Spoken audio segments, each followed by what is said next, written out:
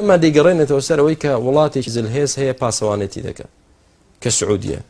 سعودیە چ پاسەوانێتێکی سەلەفیەت دەکات لە ئەمریکا، لە رووسیا، لە ئەوروپا، لە کوردستانی ئێمە.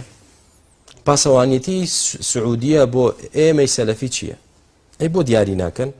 یعنی بۆ قسە فڕێ دەدەن بەبێ بەڵگە. البەینەة عەلە المدعی، کەسێک کە تۆمەتێک دەخاتە پاڵ، کەسێک دەبێ بەڵگەی هەبێ، ئەجینا خەڵکی عاقڵ لەی قبوڵ ناکات کە تۆ دەڵی پێمان بڵێ زەحمە نەبێ پاسەوانێتی دەوڵەتی سعودیە بۆ ئێمەی سەلەفی لە وڵاتەدا چی؟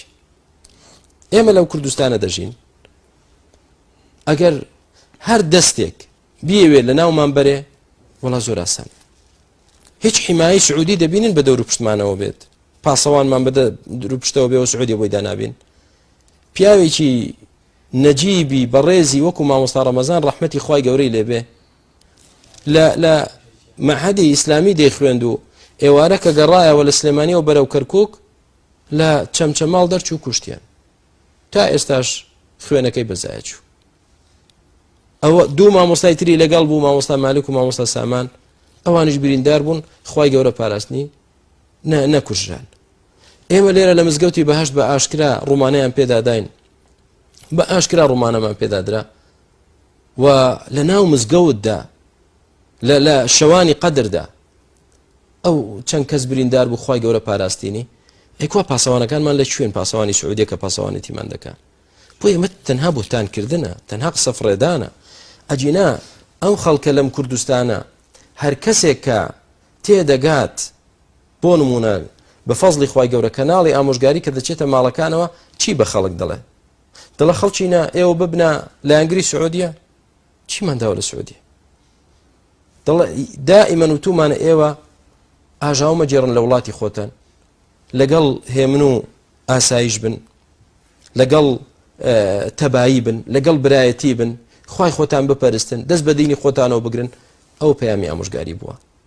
جاکە خەڵکێک دەڵێ بەڵێ من ئەو ئیسلامەتیم قبوڵە کە سەلەفیەکان لەسەرینی، ئایا پارەی سعودیان بۆ دێت؟